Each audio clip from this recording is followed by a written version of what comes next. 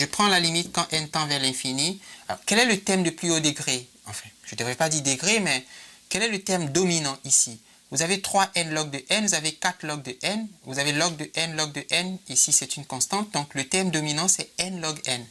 Si je fais la limite de t de n divisé par n log n, je vais l'écrire en rouge, donc c'est la limite quand n tend vers l'infini de 3n log n plus 4 log n plus 8 over n log n.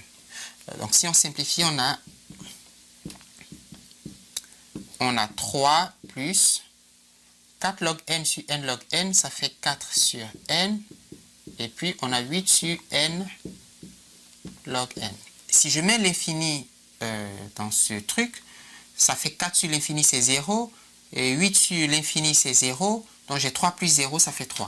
Et puisque la limite, c'est un nombre strictement positif, mais fini, puisqu'il n'est pas à l'infini, il est plus petit que l'infini, donc je peux dire t de n est θ n log n. Allez, je viens de voir que t de n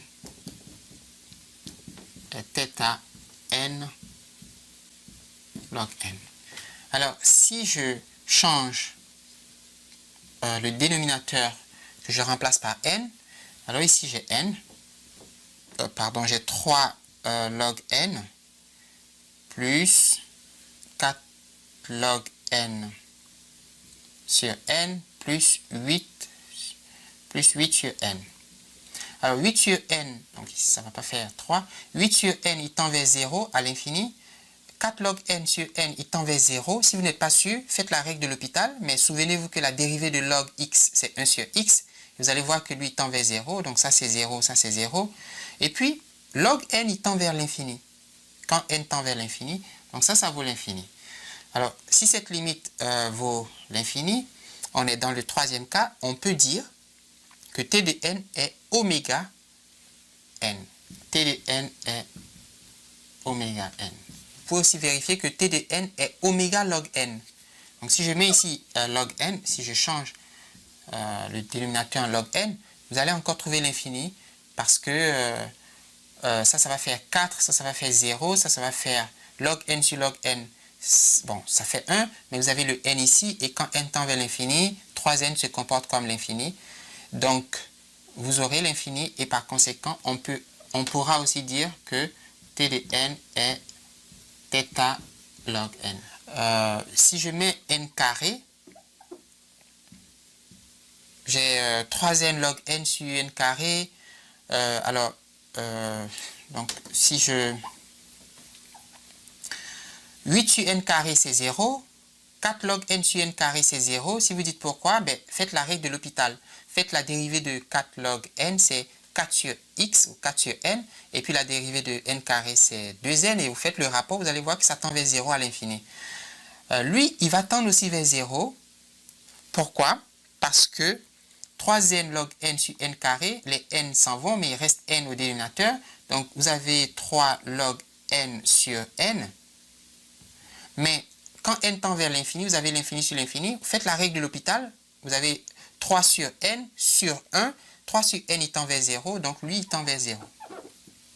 Alors, j'ai 0, ça veut dire que je peux conclure que t de n est O, big O, grand O de n carré. Ouais, donc, on peut dire que t de n est O n carré. Alors, j'ai t de n qui vaut n sur 5 plus 5 sur n. Quand n tend vers l'infini, 5 sur n tend vers 0 et t de n varie comme n sur 5. On sent bien que la complexité de t de n sera de l'ordre de ON ou quelque chose comme ça. Et je vais examiner donc la limite quand n tend vers l'infini de t de n par le terme de plus haut degré. Si vous demandez pourquoi est-ce que n est le terme de plus haut degré ici, il suffit de faire passer le n au numérateur et vous voyez que sa puissance c'est n à la moins 1, alors que lui, sa puissance est n à la 1. Donc, j'ai ici n. Alors, c'est quoi cette limite? 1/5 de n plus 5 sur n sur n. On peut simplifier, donc on aura 1/5 plus 5 sur n carré. Et nous voulons la limite au voisinage de l'infini de ce machin. Mais au voisinage de l'infini, 5 sur n carré, c'est 0. 0 plus 1 cinquième, c'est 1 cinquième. Or, 1 cinquième, il est compris entre 0 et l'infini. On peut donc conclure que t de n, je vais l'écrire ici, t de n est θ n. Alors, s'il est θ n, ça veut dire qu'il est ON, donc il est aussi ON forcément, et il est aussi oméga n, puisqu'il est θ n. Donc, si je mets ici carré, qu'est-ce que ça change? Je mets ici au carré, et ici vous avez 1 sur 5n, ici vous avez 5 sur n à la 3, et la limite vaut 0. Donc, on est dans ce cas. Donc, on peut dire que t de n est on carré. C'est tout ce qu'on peut dire. Est-ce qu'on peut dire qu'il est O racine de n? Pour répondre à cette question, il faut mettre ici racine carrée de n et puis faire les calculs ou faire le calcul de la limite et puis répondre à cette question. Vous voyez que ce n'est pas très difficile tout ça, n'est-ce pas? C'est même amusant. On peut voir que t de n est θ n carré. Car, et c'est la preuve ou la justification, la limite quand n tend vers l'infini de t de n divisé par n carré égale, vous avez 7n carré sur n carré, ça fait 7, plus 5n log n sur n carré, ça fait 5 log n sur n, mais au voisinage de l'infini, 5 log n sur n, c'est 0, à cause de l'hôpital. L'hôpital, il dit, si vous avez 5 log n sur n, la dérivée, ça fait 5 sur n sur 1. Et puis, quand n tend vers l'infini, lui, il tend vers 0. Donc, on a 7 plus 0. Et 7, c'est un nombre. Donc, est-ce que n cube égale à O n carré? Et puis, est-ce que racine de n égale à O n? Est-ce que n égale à O racine de n? C'est équivalent à demander, on peut regarder la limite à l'infini de n cube sur n carré. Et on voit que cette limite, elle vaut n sur... ça fait la limite quand n tend vers l'infini de n, ça fait l'infini. Si vous ne voulez pas simplifier, prenez les dérivés. Et puis vous trouvez l'infini. Alors si on trouve l'infini, ce qu'on peut dire, à coup sûr, c'est que n cube est oméga n carré. Mais, puisque la limite vaut l'infini, on est sûr que n cube croît beaucoup trop vite par rapport à n carré. Et donc, n cube ne peut pas être O n carré, parce qu'on a trouvé l'infini, n'est-ce pas? Donc, est-ce que n cube égale à O n carré? La réponse est non. Racine carrée de n peut-il être O n? Peut-être, je ne sais pas, sans réfléchir. Hein, je pense même pas, je ne fais aucune analyse dans mon esprit. Voilà, je fais simplement le calcul. Oh, brother, what's wrong with you? Allez, ok.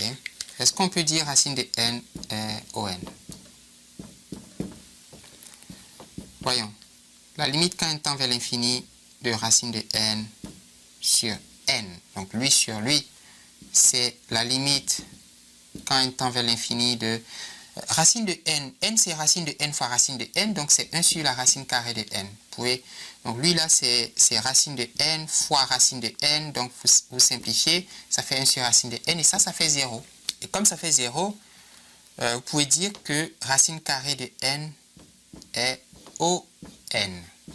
N'est-ce pas? Parce que, on l'a vu, hein, quand la limite est nulle, on peut dire que t de n est OG de n. Donc, lui, c'est vrai. Yeah. Mais est-ce qu'on peut dire le contraire? Est-ce que je peux affirmer que n égale à O racine carrée de n? Probablement pas. Donc, je fais la limite quand n tend vers l'infini de n sur racine de n. Ça fait la limite quand n tend vers l'infini de n sur racine de n, c'est racine de n. Ça fait l'infini. Et vu que j'ai trouvé l'infini, donc je peux affirmer que lui, il est oméga. Oui, c'est ça. Donc, n égale à oméga racine de n.